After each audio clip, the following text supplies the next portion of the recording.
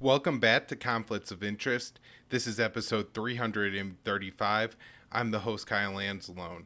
A lot to talk about on today's show, including several articles that I wrote for the Libertarian Institute and antiwar.com. So just want to remind people that that's where I work. Please share the work that I put out right now at antiwar.com. We're holding a fundraiser, so if you can, head on over there and donate to support this week at antiwar.com. We're running some endorsements from some pretty prominent people, including Noam Chomsky, Douglas McGregor, who are saying like, "Hey, we really rely on these. This site is really important. You should consider supporting antiwar.com as well." So check that out.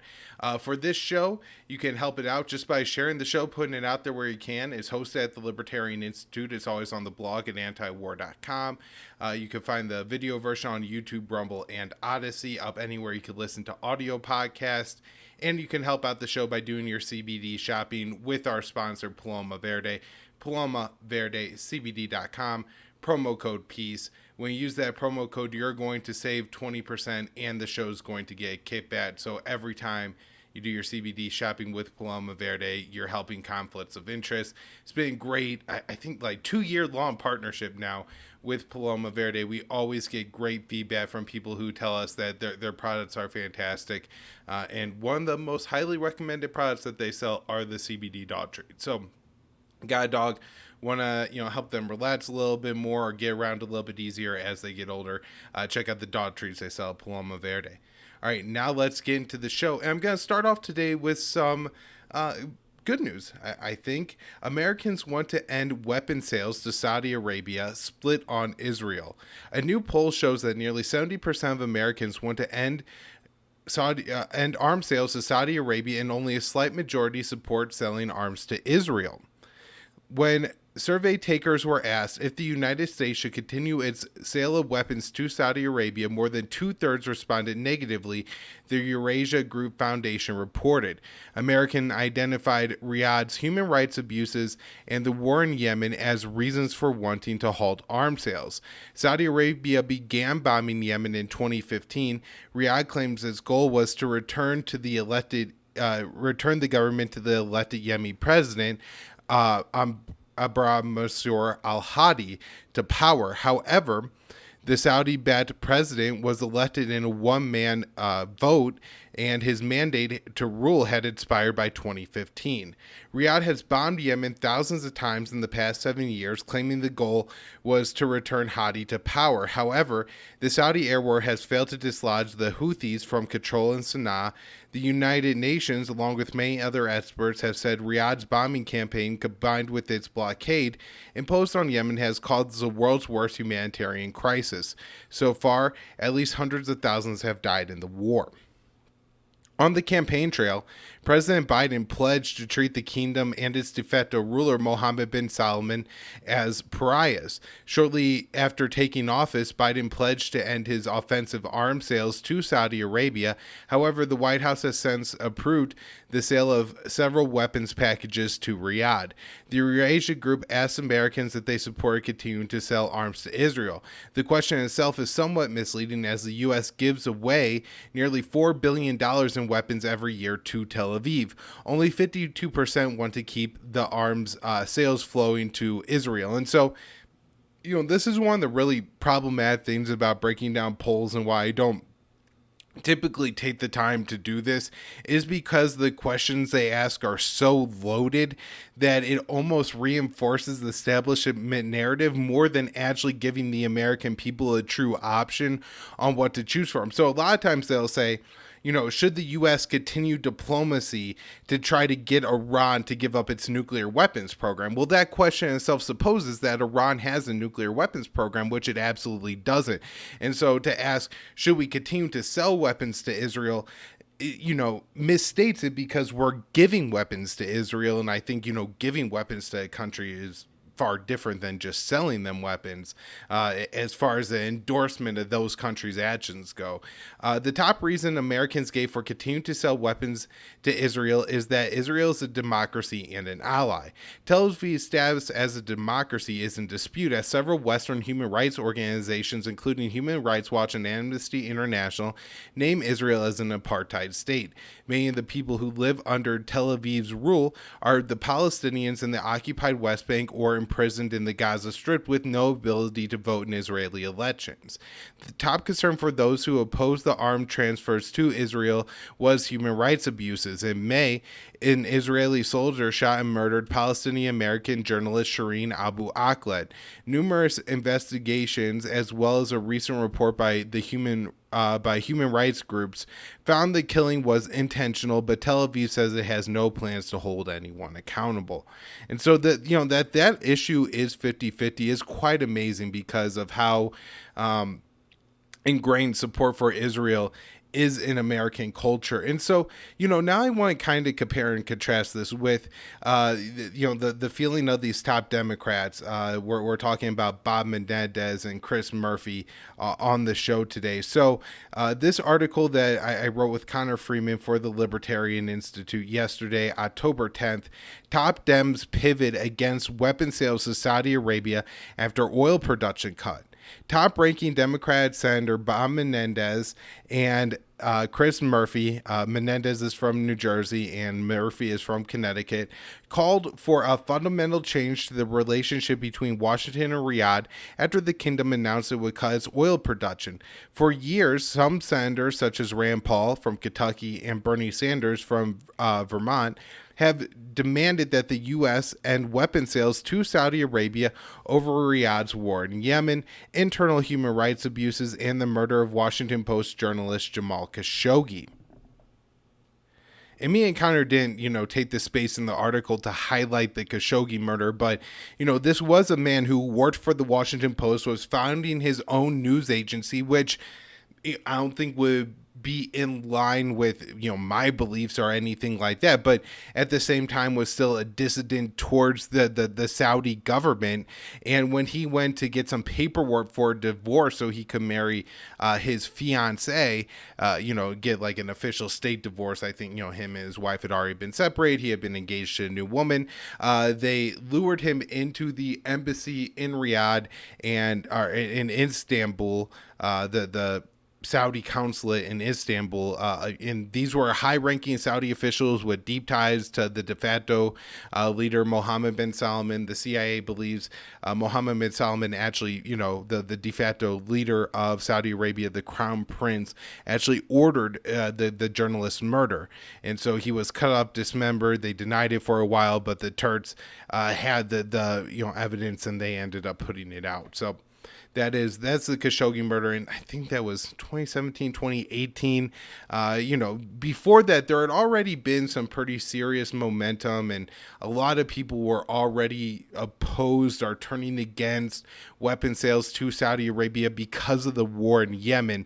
But the murder of Jamal Khashoggi really cemented it or extended that. A lot more people started to get involved. I think a part of it is, the dismemberment and murder of a journalist who works for an American outlet is, a very concrete story that people could really attach to, where the war in Yemen, even though there's not a lot of nuance to it, the fact that the U.S. media always calls it, it's a proxy war between Iran and Saudi Arabia, really obscures that issue.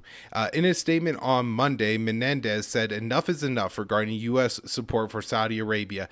The senator issued the message to Politico in response to OPEC Plus announcing a significant oil production cut. Ahead of next month's midterm elections, the reduction in energy output is expected to increase U.S. gas prices. Last week, 3 Democrats in the House issued a statement calling the oil production cut a hostile act by Saudi Arabia and the UAE. The members of OPEC Plus agreed to cut oil production by an unexpected 2 million barrels per day. The 3 representatives, Pennsylvania Rep. Susan Wild, Illinois Rep.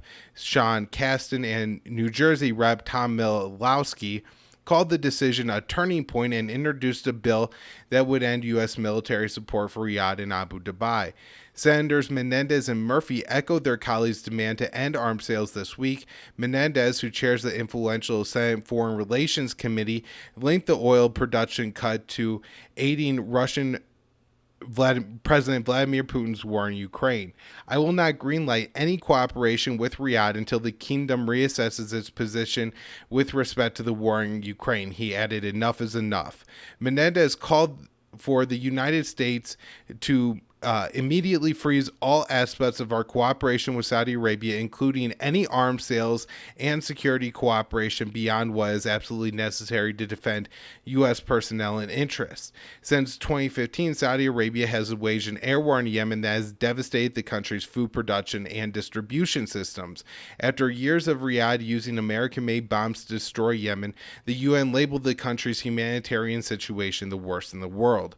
Appearing on CNN's State of the Union, Murphy also argued that because of OPEC Plus decision benefits Moscow, the U.S. must change its relationship with Saudi Arabia.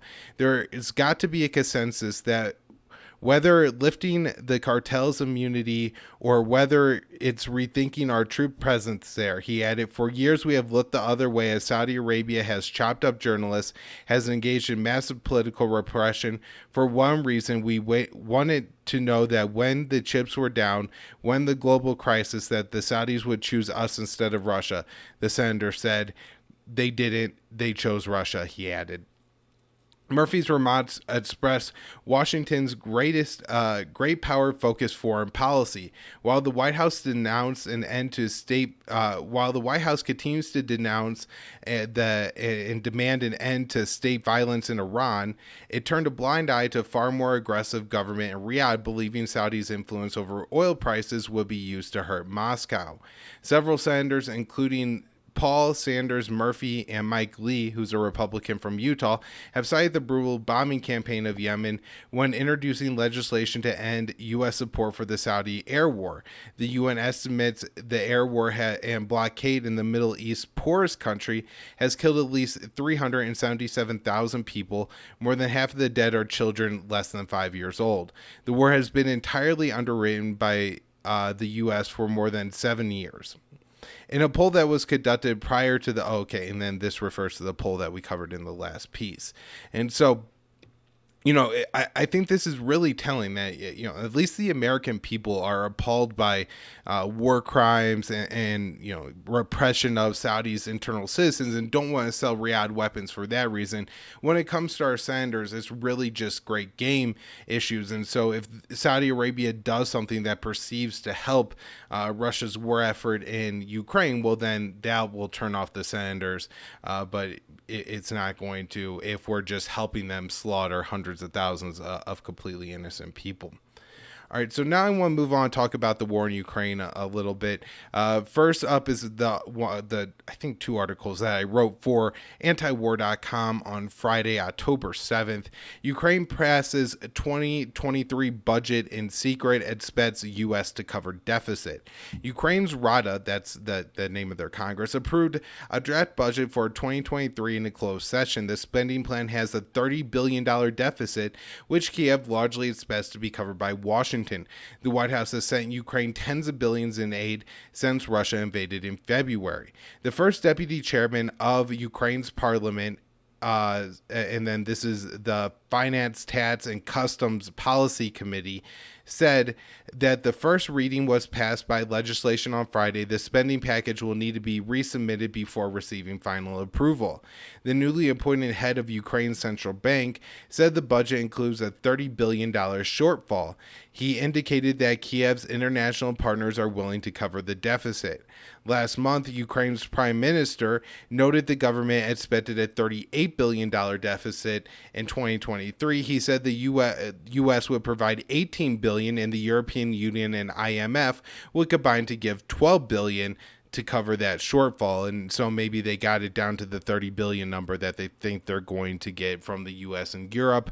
Over the past several months, the White House has spent roughly 70 billion on the war in Ukraine. The US spending on the war includes direct assistance to fund the government and weapons transfers. Western aid to Ukraine is announced almost daily. On Thursday, USAID announced $55 million in assistance to Kiev. On Friday, the IMF approved $1.3 billion in additional emergency funding for Ukraine. Still, Kiev says aid is not flowing fast enough. On Monday, an economic advisor to Ukraine's President Vladimir Zelensky told the EU that they must increase the pace of aid and delays were, quote, not acceptable. All right. I talked about this on the show last week, that Joe Biden said the world is at the closest to Armageddon since the Cuban Missile Crisis. And then the next day, the White House press secretary was asked some questions about that. And I wrote that for antiwar.com. Basically, what the White House says is that there's no new intelligence here, that Biden is just saying what, I guess the consensus in the White House is. Which is concerning that this isn't based on any new intelligence, and this has been the status quo for some time, and that the White House has pushed forward with the policies that it's had in that time. Now, on to a little bit of good news here. Possible talks to end the war in Ukraine. Putin may meet with Erdogan to discuss possible Russia-West talks. This from Dave DeCamp, October 10th at antiwar.com. The Kremlin said Monday that Russian President Vladimir Putin might meet with Turkish President Recep Tayyip Erdogan to discuss a Turkish proposal for hosting talks between Russia and the West, Reuters reported on Monday. Erdogan and Putin are expected to visit Kazakhstan later this week, where they could hold meetings. The Kremlin spokesperson Dmitry Peskov said that Russia had not received any signals about the prospects for talks with the West, but said Moscow was open to discussing the idea. And then just this morning, I'm recording this the day after October 11th, I read a report, I believe from Reuters, where Lavrov said that there was a potential for talks to occur between Biden and Putin at the G20 summit in November. No idea if that's going to happen, but that would be huge. And look, if we get to the point, if there's an announcement that there has been talks going on, not that there has been talks going on, that there's going to be talks between Biden and Putin in November, I think that would suggest that there's been some bad channel talks going on this time for that deal to get put forward. We have been speculating on the show and have been talking about the question on the show that, look, when we look at diffusing the Cuban Missile Crisis, a lot of those negotiations did occur in secret and through bad channels. And so it's possible that something like that is going on between Biden and Putin. However, we have no public indications whatsoever that's going on.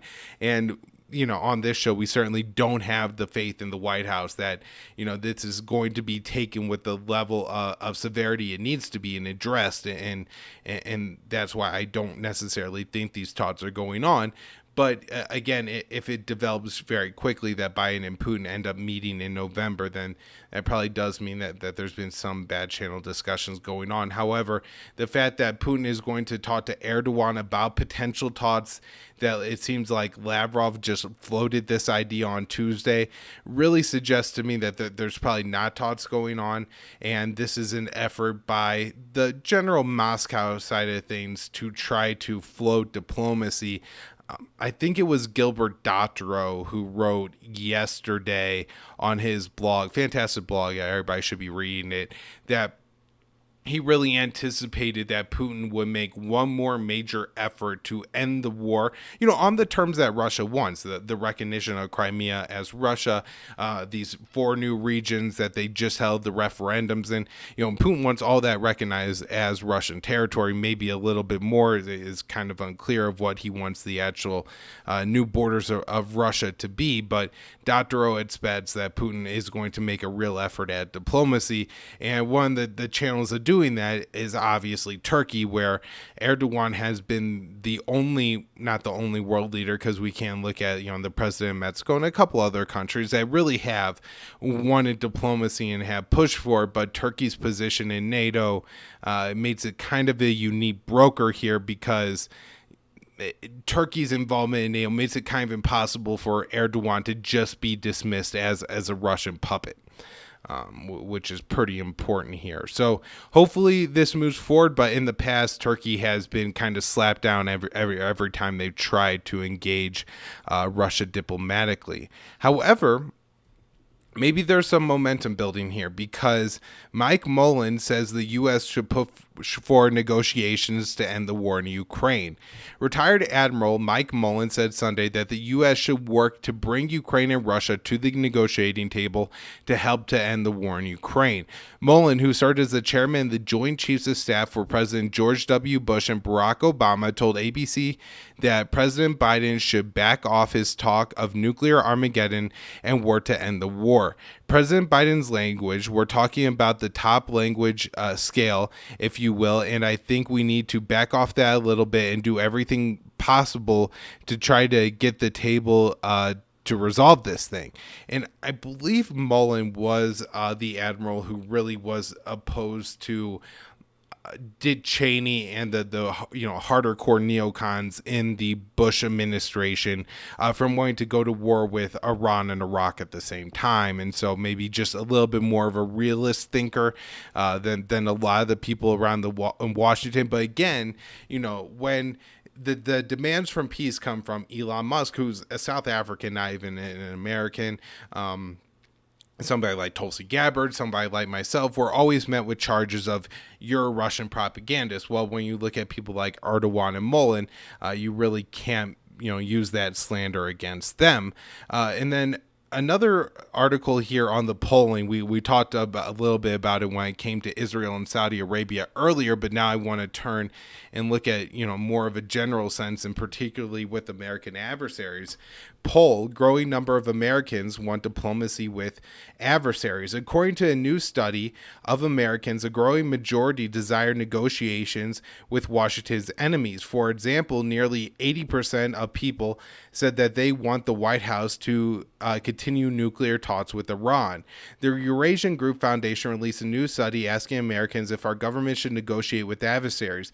Nearly twice as many Americans said they want more talks compared to those calling for less diplomacy. Since Biden became president, Washington's relationship with Moscow, Beijing, Pyongyang, and Tehran have become more contentious. However, the increasingly hostile White House is not reflective of the American public. Year over year, the polls show an increasing number of Americans are favoring diplomacy over isolation. The pollsters found that an overwhelming number support negotiations with Iran.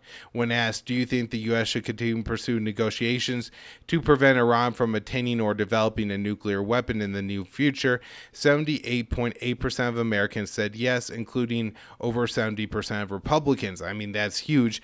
Bob Menendez, who we talked about earlier in the show, he's a high-ranking Democrat. He's opposed to these negotiations, where 83% of the people who vote for his party are for them. And again, this question is obviously loaded because it indicates and makes people think that Iran is trying to build a nuclear weapon when they're not. Biden campaigned on engaging Iran and returning to the nuclear agreement that President Barack Obama helped create. President Donald Trump illegally exited the agreement in 2018.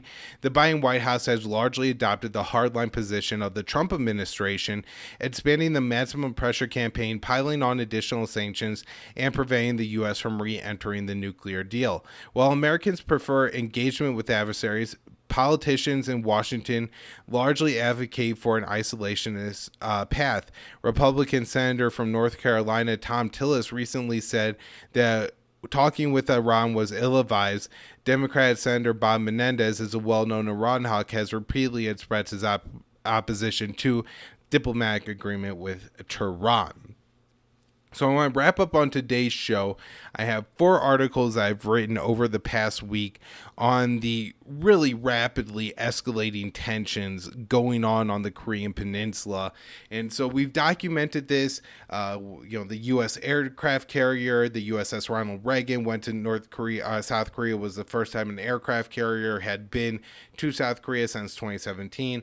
We talked about Kamala Harris's visit, where she went to the demilitarized zone, the border with with North Korea, really slammed the North Korean government, labeled all these accusations against them. In the meantime, supports selling weapons to Saudi Arabia, supports brutal repression of Americans in their own prisons and our own internal problems. But nonetheless, she feels the need to go to the DMZ and not only condemn North Korea, but then label this absurd double standard where Pyongyang has to give up its nuclear weapons, but the U.S. is going to extend the protection of its nuclear arsenal to Seoul. So, while we say we don't want nuclear weapons on the Korean Peninsula, South Korea could act with the full knowledge that the U.S. would use its nuclear arsenal to defend it, where North Korea doesn't have a partner to do that. And so with denuclearization, it means losing any nuclear deterrent whatsoever. So the first article is from October 5th with Will Porter. North Korea launches missile towards Japan for a second time this week. Pyongyang fired 2 short-range missiles that flew in the direction of Japan on Thursday after a similar launch earlier this week reached Japanese airspace and prompted a show of force from Washington and Seoul in response. The latest missile test was the DPRK's 24th so far this year, a record number since Supreme Leader Kim Jong-un took power in 2011. Initially, Tokyo warned that the missile would likely cross Japanese territory, but the projectiles fell short of the country's waters. Pyongyang's Russian missile tests come after a period of relative quiet and even demilitarization on the Korean Peninsula. Starting in 2018, U.S. President Donald Trump and South Korean President Moon Jae-in engaged Kim in several rounds of talks, which ultimately resulted in steps to unwind military tensions between North and South Korea. Washington and Seoul significantly scaled back their war games, while North and South Korea dismantled military positions along their shared border. Pyongyang also froze its military missile program for several years and decommissioned some of its nuclear testing sites. Under U.S. President Joe Biden and South Korean President Yoon Suk-yeol, who was elected in March, Washington and Tokyo have adopted a more militaristic stance towards Pyongyang. The U.S. and Seoul recently conducted their first joint live-fire war games in 5 years after the U.S., South Korea, and Japan signed a trilateral military agreement in May that North Korea views as an aggressive NATO-like alliance. America demands that North Korea abandon its nuclear arsenal, even as Washington deploys aircraft carriers to South Korea, have only emboldened the series of North Korean missile tests this year. On Wednesday, Washington and Seoul conducted a missile test of their own as a show of force and retaliation for the launch that reached Japan, seeing one South Korean missile malfunction and explode at a military base not far from the border with the North. And so, this is the risk of running these drills as malfunctions. And I've talked about this from the North Korean side too, that, they're firing a missile over Japan, but if something with that missile goes wrong and it hits Japan, who knows how far this could spiral and escalate before things could wind down. And likewise, if a South Korean missile malfunctions and ends up hitting a North Korean military base, how is North Korea going to respond, and how is the situation ultimately going to de-escalate? It's a real problem. So moving on, second story here. This one is about the military test drills with the one missile end up hitting the North Korea's own base. And so, this is pretty significant that the U.S. is carrying out these drills with South Korea, and then added by carrying out another set of drills. This time they were in waters, and they involved ships from the USS Ronald Reagan aircraft carrier strike group, as well as Japanese ships. And they said they were conducting missile detection drills, but of course, Pyongyang is going to view any trilateral military agreement between the three countries as a threat to its own state. On October 6th with Will Porter, I wrote for the Libertarian Institute. North Korean warplanes fly near South Korean border. U.S. and allies conduct naval drills. U.S. Military activity on the Korean Peninsula saw another round of escalation. Last Thursday, Pyongyang flew 12 warplanes near its border with South Korea, prompting Seoul to scramble dozens of fighter jets in response. Tensions between Washington and Pyongyang have steadily increased since Joe Biden took office, seeing a major spike over the past 2 weeks.